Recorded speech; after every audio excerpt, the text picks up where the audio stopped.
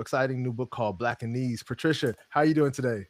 And the book is I'm here. good. The book is here. I'm good. When you work on something that's long, you're like, look at it. It's real. You can flip the telling you, pages. Here it telling you, is. it's no longer just an idea. You did it. It exists in the world, and we're so glad it exists in the world. You Thank know, you. Thank you. of Thank you for course. having me. No. I thank you for being here for sure.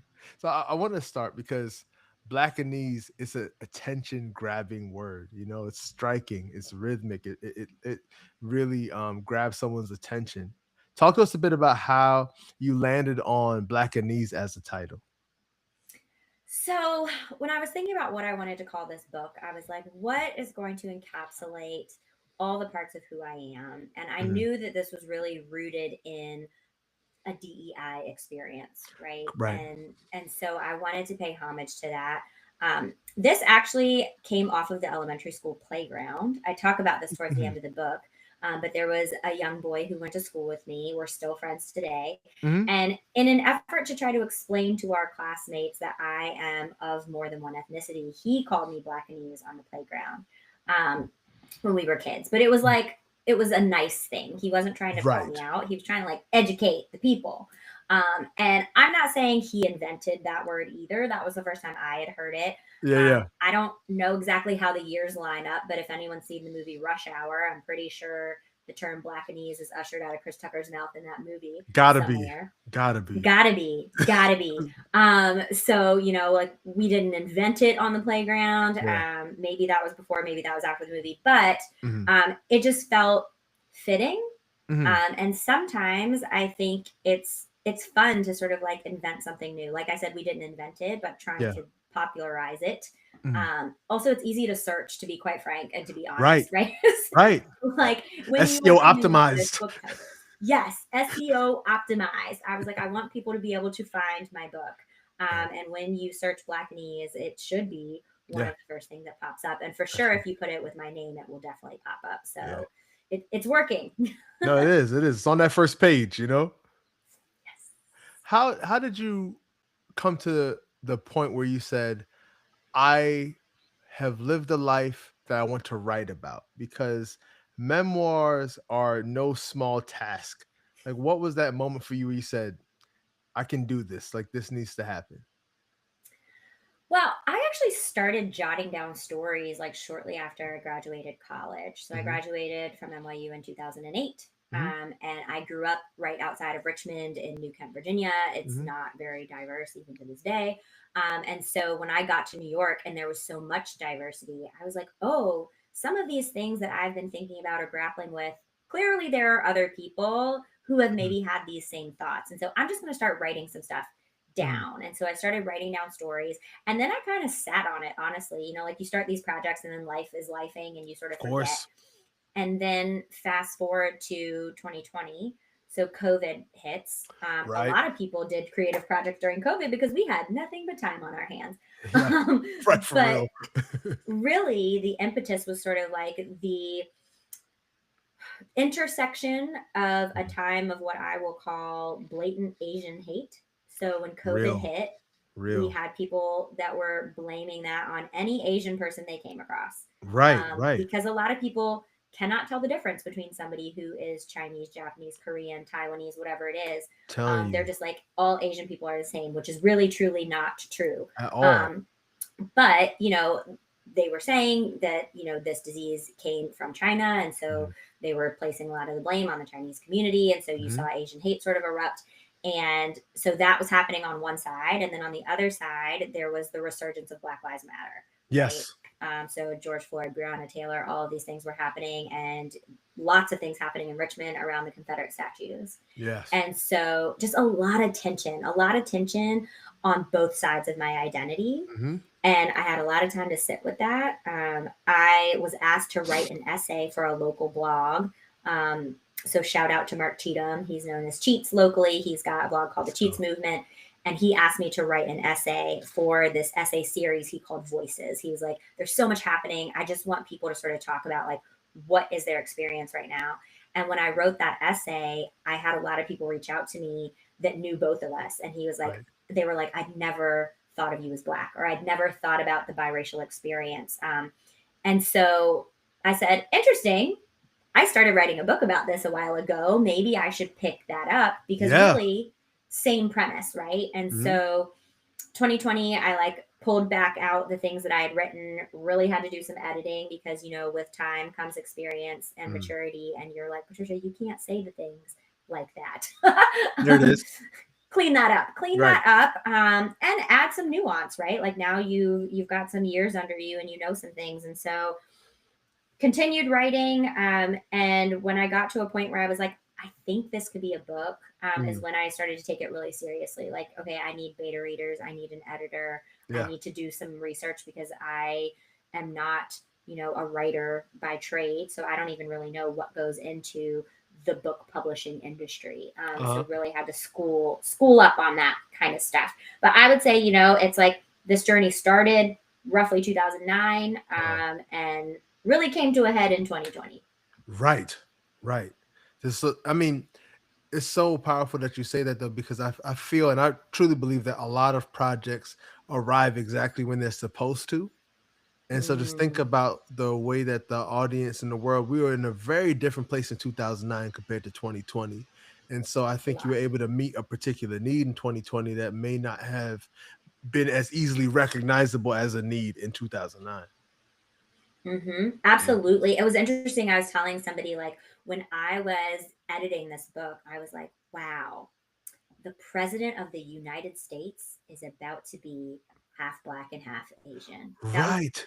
right. I was like, okay, this is going to be like the ultimate time to release this book, because my mother is like the poster child. Like, not really, because Yeah, she's not yeah, yeah. Chinese, but Right, like, right. still, it's like it's Asian. So you're like, Yes. oh, okay, this is great. I mean, like, this is like the role model in the highest seat of power in the world, Come on. um, is about to, be elected.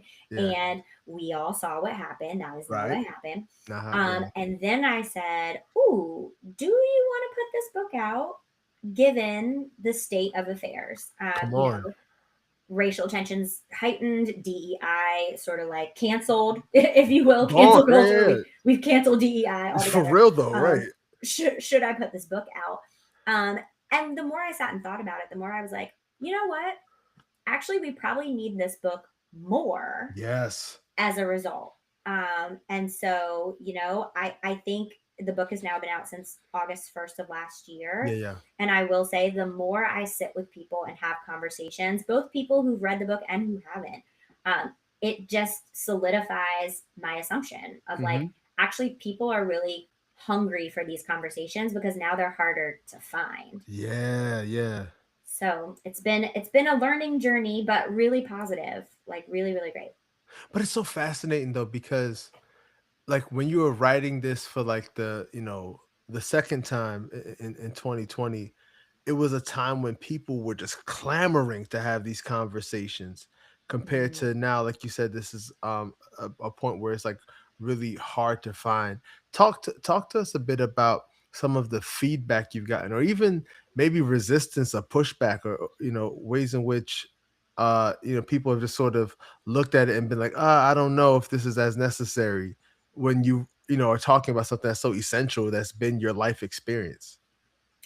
I think it's because of the social circles that I surround myself with, that Mhm. I, knock on wood, have not actually come in contact with any pushback Yeah, personally. great. So maybe somebody has taken my book, I've sent it to them, or they found it somewhere, somebody recommended it to them, and they were like, nah, not for me.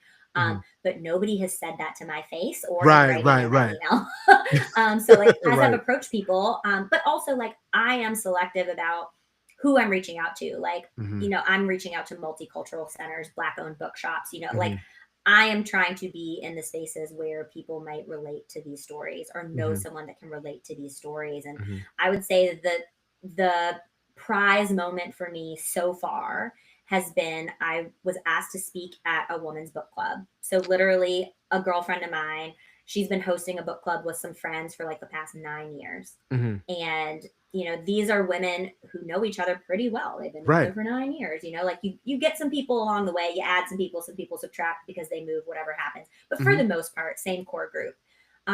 So she said, I really want to read your book for my book club. Would you come and be a speaker, like when we have like the culminating meeting of this? And I'm like, Mm-hmm. absolutely. Are you kidding me?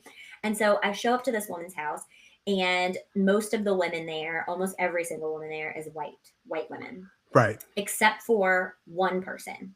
She is daughter of immigrants. Her dad is from Saudi Arabia. Her Okay. mom is from the Philippines. Mm-hmm. And she says to me, I am so glad that you're here, because as I was reading your book, there were so many things that resonated that I wasn't sure anyone else had really thought about. She said, I'm an only child. And so, I didn't have anybody to talk to about these things. And she's like, Mm-hmm. even my husband, like, he's white. And so I'm reading this book, we're laying in bed, I'm laughing hysterically. And he's like, like, what's so funny? And she's like, I don't know if you're gonna get it. You don't get it. Yeah. like I can explain, I can tell you what it is, but like she's like, you might not find it funny or find it relatable the way I do, Mm-hmm. because so much of this is like really close to my lived experience. And like Mm-hmm. her and I are very different as far as like ethnic makeup goes. Right. But I think when you can feel the tug of two different cultures pulling on you, and you're in a culture that's neither one of those cultures, Right. Right. like there's something that resonates where you're like, oh, I remember what that felt like to Mm-hmm. have those thoughts but not be able to voice them anywhere. Right. And so that was like the ultimate for me. Like she said to me, Mhm. like, I don't want to take up all the airspace. She's like, I have so many questions for you, but I want other people to be able to answer questions. I want you to be able to talk about the book. And I was like, to be quite honest with you, I hope you do take up all the airspace, Yeah. because the reality is, like, everyone here has read my story. They don't Mhm. need to hear from me. Like, these are your friends. They need to hear from you. I think Right. what would be really valuable is maybe for us to ask you some questions, Come on. um, or for you to ask me some questions, and in return for me to flip it back and Yeah. ask you why. Like, why do Mhm. you have that question for me? Why is this important to you? Because Mhm. I think this is a great opportunity for your book club to get to know you better. Yeah. um, and it was such a rich conversation, and like, other people chimed in, they had questions from their own experience that maybe wasn't their experience. Mhm. Like, we had a teacher at an inner city school, she had some questions on behalf of her students, that kind of thing. Mhm. And so really, really fascinating. But every time I go to speak to a group, there is at least one person, and often more than one person, who has a personal story, either Mhm. their story or their grandkid's story, or like their best friend's story. Right. That's like so interesting. I'll give you one more. I All was good. just in Tucson. There is a place in Tucson called the Dunbar Pavilion. Okay. It is the only sort of African American community center in that city, All right. that is also like run and managed by the Black community. Let me put it Right. that way. Right. So the Dunbar Pavilion used to be an all Black high school. When I went to meet with the executive director, there was a woman there that she invited who has been a part of that, I think, since its inception. She went to high school there. So she's one of the very few people left in that community that remember it as Dunbar High School. Right. And she was telling me she has a friend. So this woman was about, I think she said she was 88. You'd never know it by looking at her. She Mhm. drove herself there, like very sharp, very spry, was on her way to do a notary thing, like very busy. Um, and so she was talking about one of her friends who still lives there. She is 94. Oh And wow. she says about her friend, you know what? I had never really thought about it, but she is biracial. Now that you mention it, my friend's mom is Filipino. But Yeah. because of the time we grew up in, Right. everyone in this neighborhood was Black. If Yes. you weren't white, you were Black. That's right. That's right. So she said, like her dad was Black, her mom was Filipino, but Mhm. we always thought of her as Black. We always Yeah. thought of her mom as Black. Yeah. But like, I'm listening to you talk and I'm looking at your book and I'm thinking, oh, wait a minute. There are some stories from this neighborhood that people just never thought to talk about because Yeah. everyone was Black. And so she was like, I think I want to reach out to her and see if we can have a community conversation about maybe some of the things that she thought are experienced at home, at school, in the community that Mhm. none of us would have thought of because everybody was just Black in our Yeah. eyes. Right. So I said, please keep me posted. Like, I want to hear Mhm. what comes out of that. Just a lot of rewarding moments like that where you see people sort of stop and reflect and be like, oh my goodness, Yeah. there is so much to unpack here that I just never even thought about. Right, right, right.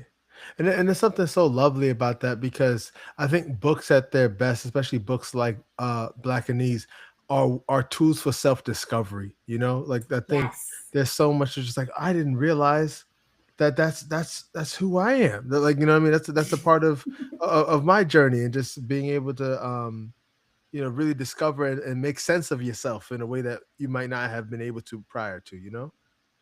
Absolutely. I mean, and that's why I loved the idea of writing a memoir. Like, I Mhm. love reading memoirs. I feel like Right. I learn so much about myself when Mhm. I'm able to sort of relate to someone that I didn't think that I could really relate to, you Yeah, know? Um, absolutely. it it makes you look at life in a very different way. And I think in a positive way. I feel like Mhm. even if it's opening up wounds, Right. you grow from that. For sure. There's still some silver lining there. For sure.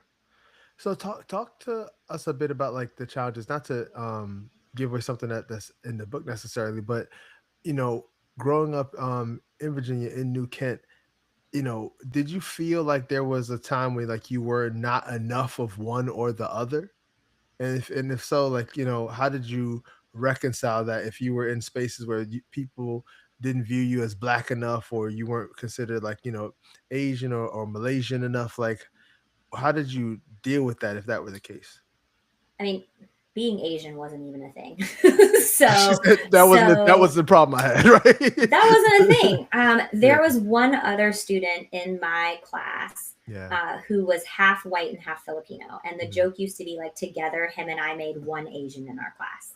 Um, Wow. Yeah. like I don't even reference that in the book actually. Like I was Okay. talking to somebody about this the other day and I was like, I can't believe I didn't think to write that in the book. Yeah. But it was like jovial. We didn't mean Right, right, anything right. It's by light. it. Mhm. But when I think about the black student population, I don't know. I definitely had some moments when I was younger where I felt like maybe I wasn't black enough. And I Yeah. don't know if anybody ever said that to me Mhm. or if it was just a feeling that I got because of how things shook out socially. So Sure. if you looked in the lunchroom, all the black kids sat together. Right.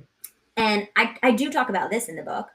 Looking back on that as an adult, I'm like, was it because they were black or was it because they all had ties? Like they lived in the same neighborhood or their parents were Mhm. friends or they Mhm. went to the same church or Mhm. like, was it solely that it was they were black Right. or was it more than that? Like, Right. I think combination of both, quite Of frankly. I course. think one informs the other. Yeah, yeah. Um, Right. where my parents lived, like, or where I lived, where we all lived, Uh-huh. there wasn't a neighborhood. Mhm. So I didn't have neighbors that I sort of thought of in that kind of way. Get And you. there were certain areas of the county concentrations of black families. Yeah, of course. So, you hang out with who you know. And Mhm. so when I think about like I wasn't black enough, I'm like, I'm not even sure if that was really the thought. It was Mhm. sort of the thought of like, well, I don't fit in with these kids because they Mhm. don't have a bond. They have a bond that I'm not a part of. Right, right, right. And maybe that's because they're black, but maybe it's not. Maybe Mhm. it's something else. And I'm not really sure if I thought about it that deeply. Mhm. But I do tell a story in the book about some folks that I'm still friends with today, Mhm. um, who said to me, I never thought about you as black. This came up during COVID. So, Wow. as Black Lives Matter is everywhere, you can't Yes. avoid it. Yes. Um, we started talking and they were like, this is going to sound crazy, but we never thought of you as black. And I was like, Mhm. fascinating. Yeah, Like, yeah, yeah. So how sure. so how did that acceptance work then? Like if like was it something where they never thought of you as black, so it wasn't like you didn't have to deal with the sort of like negative stereotypes that are thrown on to black people? Or was it like we never thought of you as black, so like we never thought of you as like one of us? Like how do you think they intended it?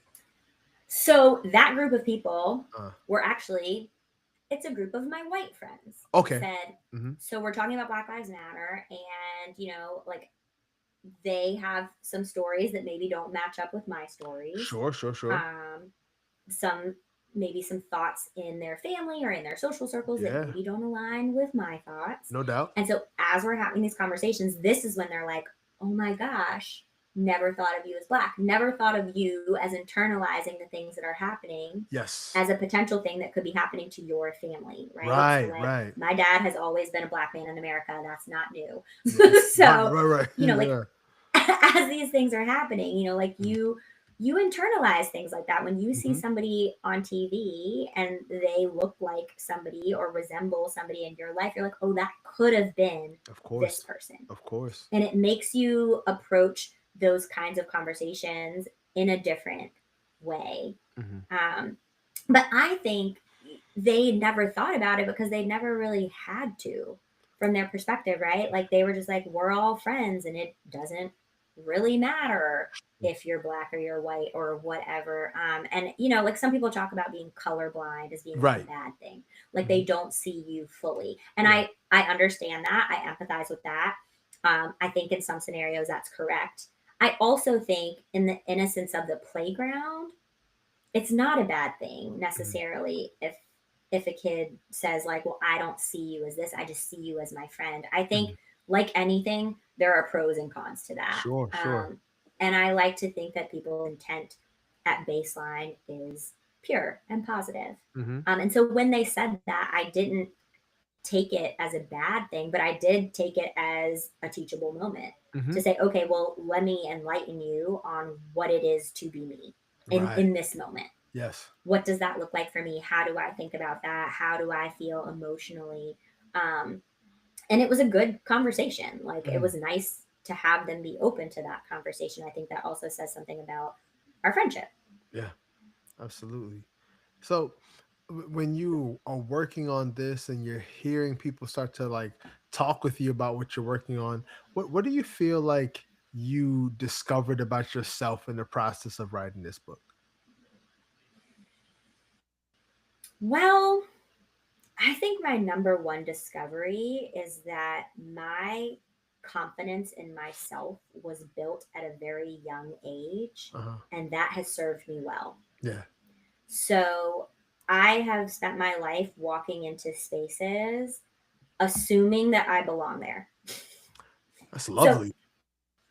I might get there and be like, I might have a moment of hesitation. Yeah, yeah. But the thought going in the door is Right. always, I deserve to be here. Otherwise, why would I be here? Why would Right, they right, invited right. me? Right.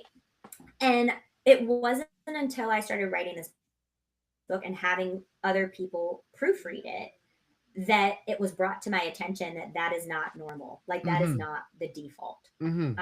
A lot of people are constantly questioning who they are and whether they belong.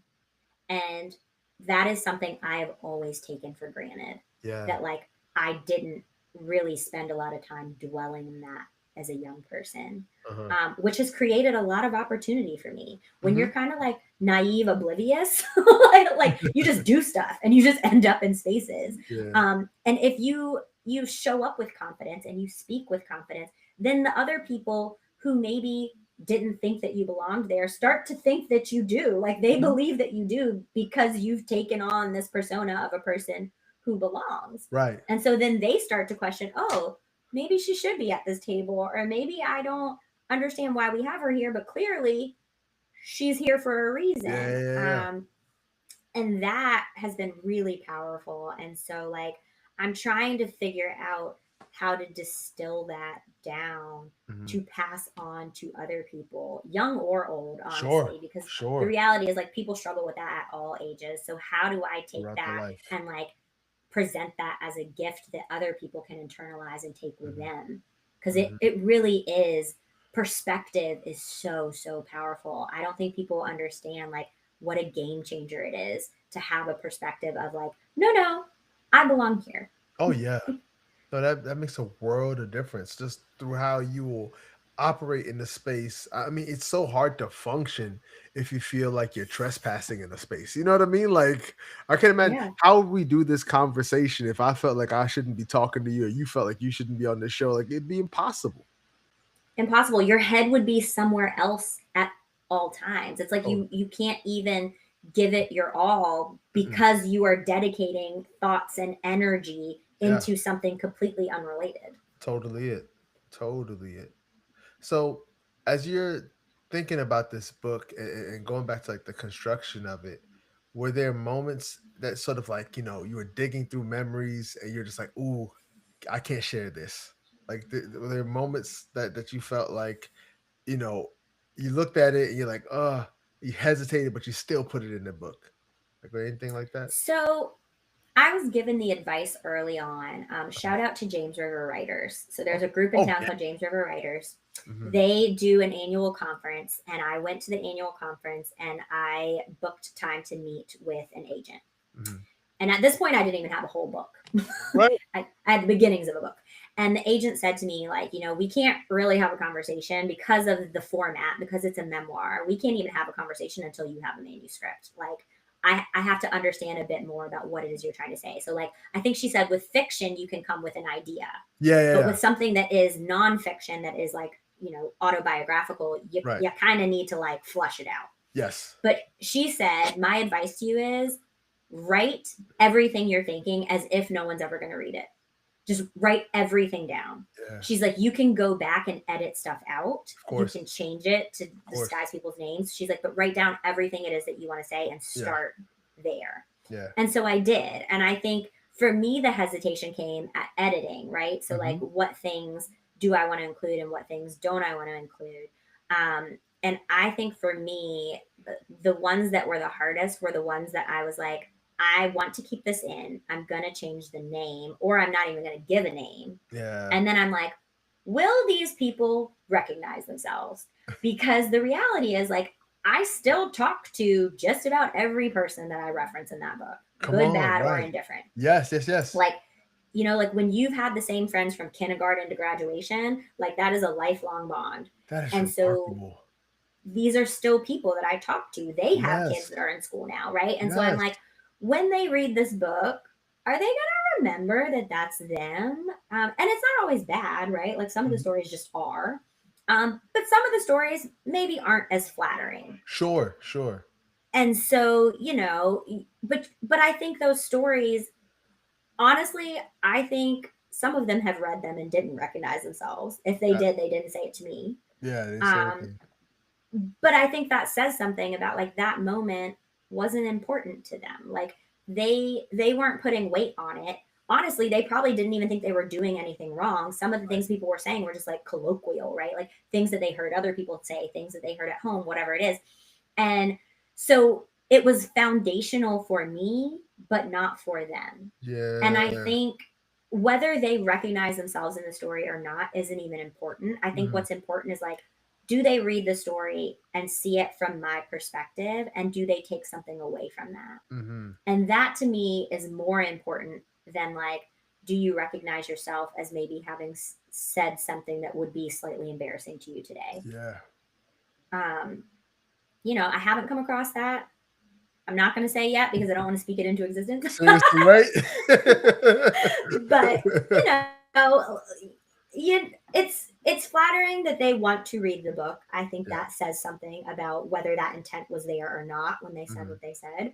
And so other than that, I will say there are some stories in the book.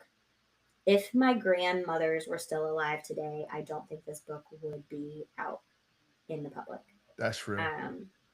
That I don't think this is specific to my grandmothers. I think this is telling of a generation. Yeah. I think that generation was a bit more private. Oh. They lived through a lot. Yes. Yes. And some of this stuff is painful, right? Like I remember trying to ask my paternal grandmother, so my dad's mom, some questions about her childhood, and she would always find a way to pivot. She would kind of answer the question, but then she would change the topic. Like she's like, we're not even going to go there. And so, some of the things that I talk about, I'm not really sure they would be comfortable with me saying out loud. Yeah. But I do think it's important. It's important for us to document these things. No doubt.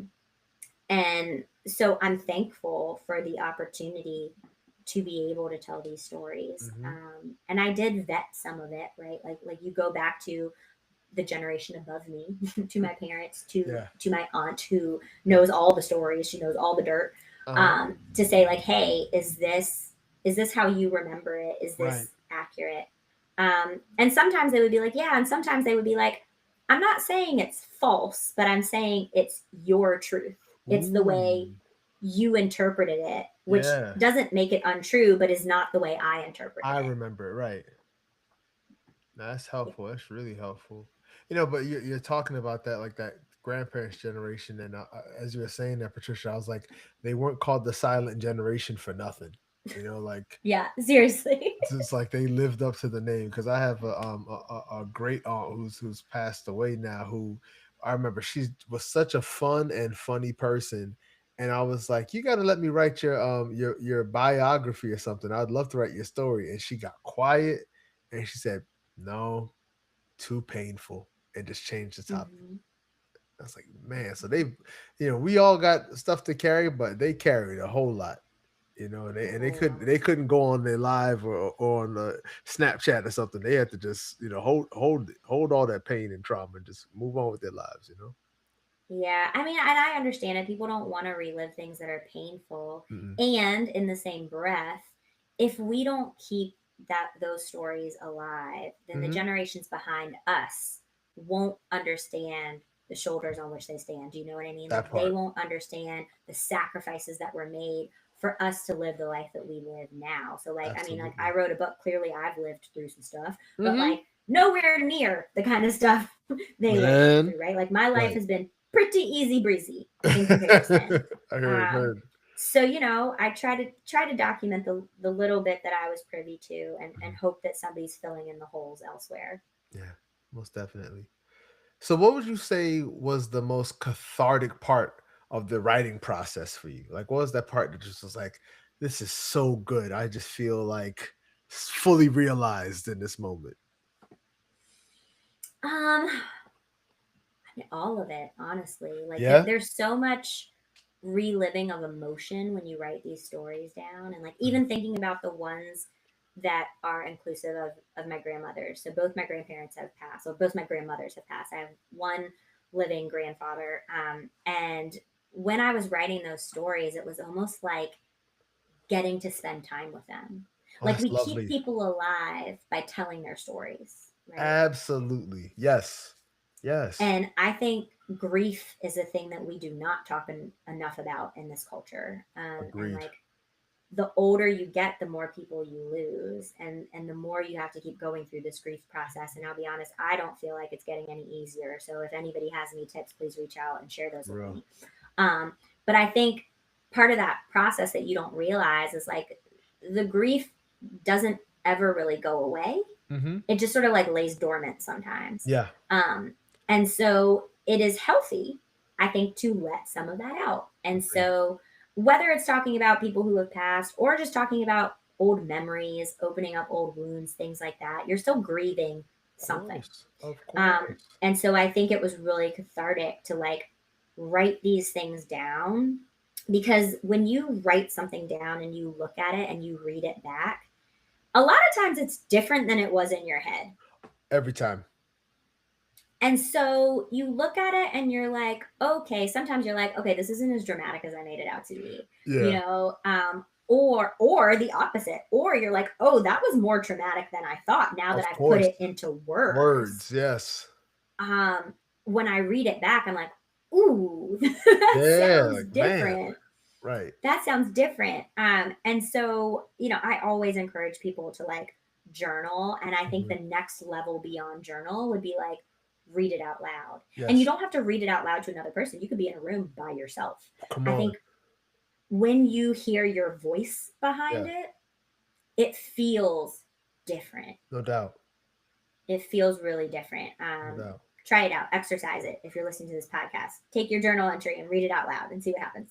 Yeah. See, little pro tip coming through on the Baddest Chapman podcast from Patricia. No, definitely appreciate that for real. Because I love what you were saying about the importance of telling stories and how stories start to like reanimate and we remember, like put back together our elders and our ancestors. Where do you see Blackanese fitting into the current cultural conversation, both within the AAPI and the Black communities? I think we're seeing a lot of conversation around mixed and layered identity now, right? Mm-hmm. So when I was growing up, it wasn't as easy to find kids who also had two or more cultures in the home. And Right. now it's everywhere. For real. Like it's normalized. And so I think where this fits in is like the reason I put in the title, you know, from a biracial millennial, I Yeah. specifically called out my age group because Yes. I think it's important for us to be able to differentiate Hmm. who is having what kind of experience, because Hmm. someone who grew up in Gen Z had a different experience than me, No right? question. Gen Alpha, definitely. No question. And so when I was writing this book and doing the editing, like part of the advice that I received was like, well, what kind of comparables exist on the market today? Like if you were to go into the bookstore and somebody Right. was looking for what you're writing, what would they find? Yeah. And so what I found was really boomers. Yes. Boomers had written this story down. And, you know, like you might be lucky to find a Gen X example, but no millennial examples. I could, Yeah. at the time when I was writing, you probably Right. find some now. Right. But at the time when I was writing, you couldn't find any. And so, you know, for me, it was really thinking about two things, thinking about who in my generation can relate to this story and had Hmm. nowhere to turn. Hmm. So this is like the young woman from the book club, her, for her. Right. But then the other part was like for the generations ahead of me, just historical documentation, Come right? on. When these people come behind me, do they have someone that has written about this experience from our generation, from their, quite frankly, from their parents' generation, right? Right. I don't have Yeah. any kids, but like my friends' kids, Yes. um, Yes. they think about it differently. And maybe it's not a conversation they will have at home. And so maybe this is a way to open up that conversation, either parent opening it up for their children or vice versa, right? Kids are reading books. Like this is not a 100%. kid's book, but like a high schooler could read this book and understand all the things that I'm saying. Absolutely. Um, so it could work the other way around. Hmm. So now that Black and is out in the world, is there like a different story starting to brew in your mind? Do you feel like, okay, this is it, moving on to the next thing? Or do you feel like, you know what, there's other parts of my story I want to tell? Like, I want to write another memoir to kind of just continue to just like understand myself. Like, how do you approach that sense of the next project? I think we touched on it a little bit earlier. This confidence piece just keeps coming up. Yeah. So, in my full time work, I work in technology. I Mhm. specifically give talks around AI, artificial intelligence, AI agents. Like, what does that look like for companies? More and more people are asking me, what does that look like for individuals, like outside Mhm. of my professional life?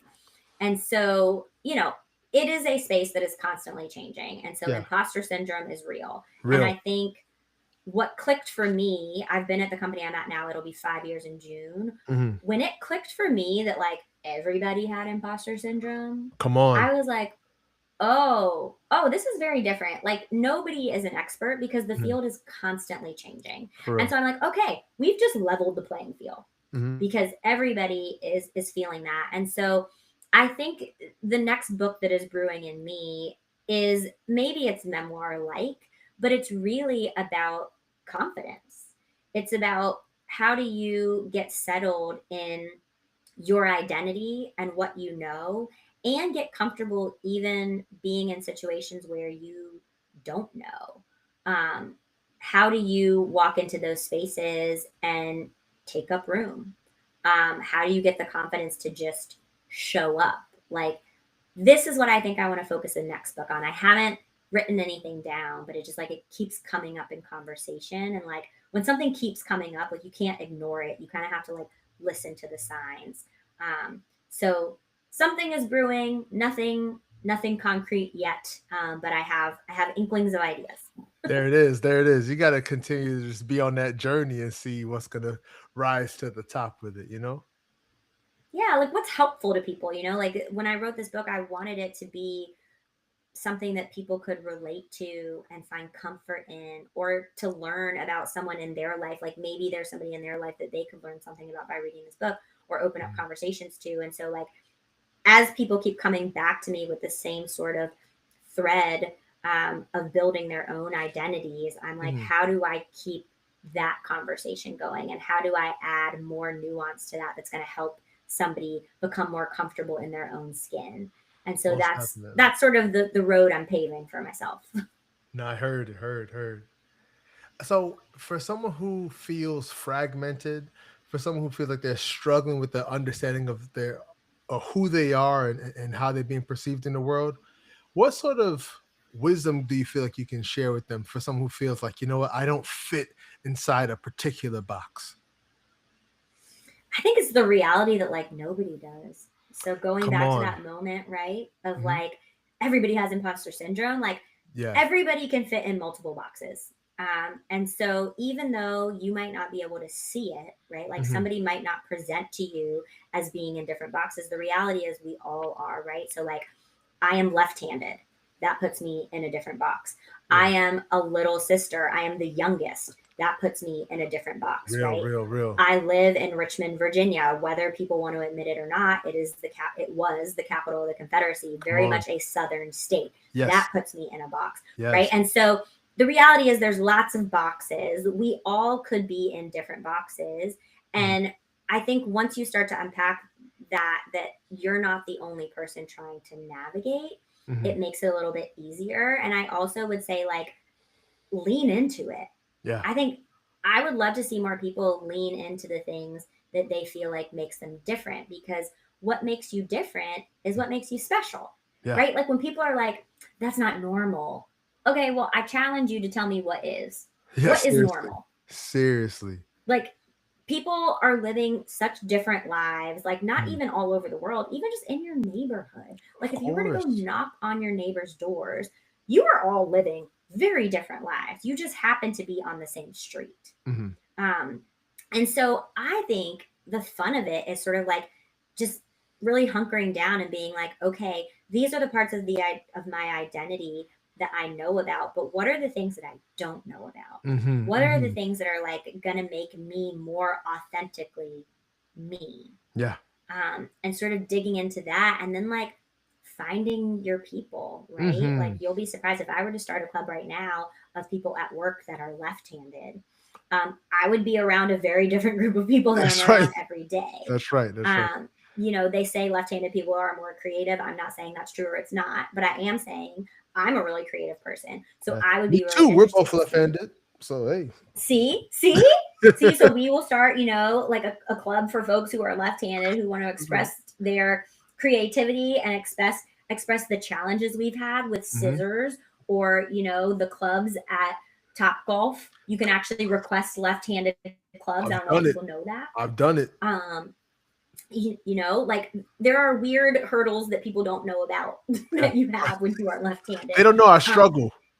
they don't know our struggles.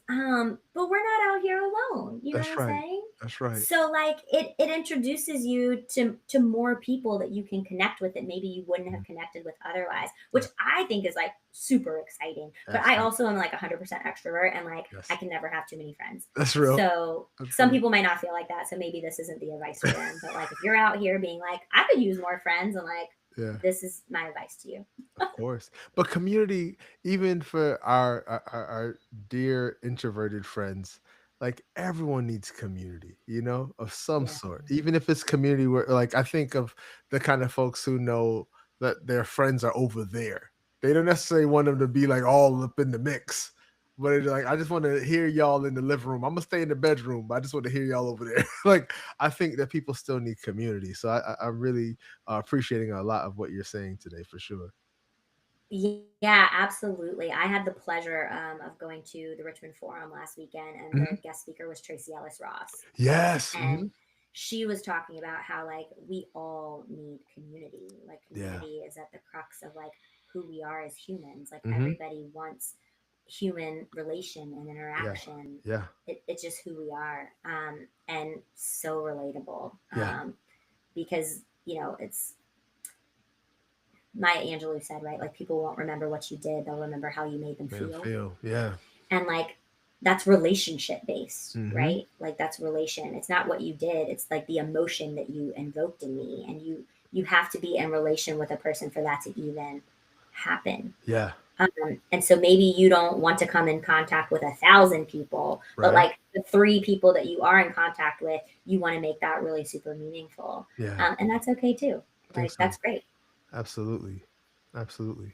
So where do you want people to get a copy of Black and Niece? I always ask this of authors because I'm like, you know, we know where people are gonna go for books, but maybe you have a specific place you want them to go. So where do you want us to go to get Black and Niece? That is a great question. I think my surface level answer is, wherever makes sense for you. Mm-hmm. So I'm not trying to put people out. So if you are a person who likes audiobooks, Mm-hmm. right? Like maybe you are better with an audiobook than an actual print book. You can find it on Spotify, you can Mm-hmm. find it on Apple Books, you can find it on Audible. You can find it through the library, honestly. So there's a platform called Hoopla, that also Yeah. carries my book that is that Mm. is intertwined in the library. If you're in the Richmond region area, there are copies at the library. So if Mm-hmm. you want to test it out, like I'm okay with that. Like, I'm probably supposed to be out here peddling sales, but the reality is, like, I'm out here peddling conversation. So, like, what Mm. I want is for people to get their hands on the content to spark conversation. And so, if you want to invest in the book, I appreciate you and I am grateful. And you can do Yeah. that wherever books are sold online. If you want to do that in person, you can buy them in person at the Valentine. I don't know if people are familiar with the Valentine Museum. Mm-hmm. It documents the history of Richmond. It's fascinating. It's one of my favorite museums in Richmond. Their gift shop has copies of my book. If you go to patriciabmoore.com, it lists all the places. There's an author page. It'll list the places where you can get it in person in a brick and mortar shop. It'll link you direct to a sales page that goes through Ingram Spark, which is my printer. That's probably where I make the most proceeds. But the thing is like, I just want people to get the book.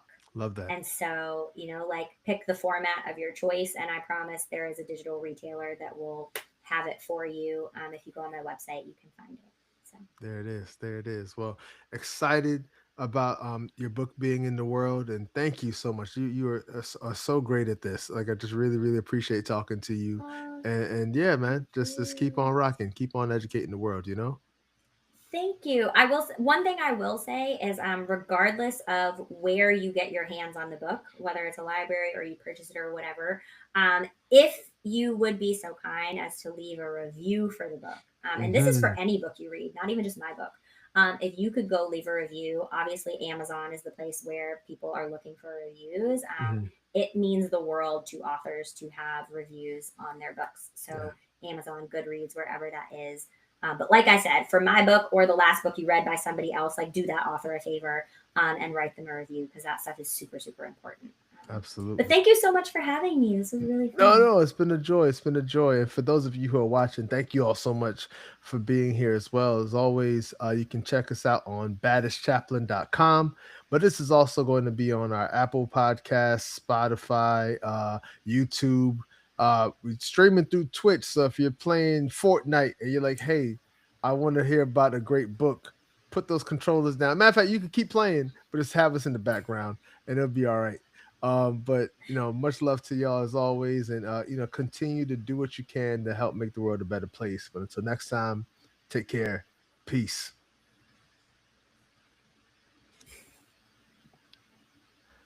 Little side.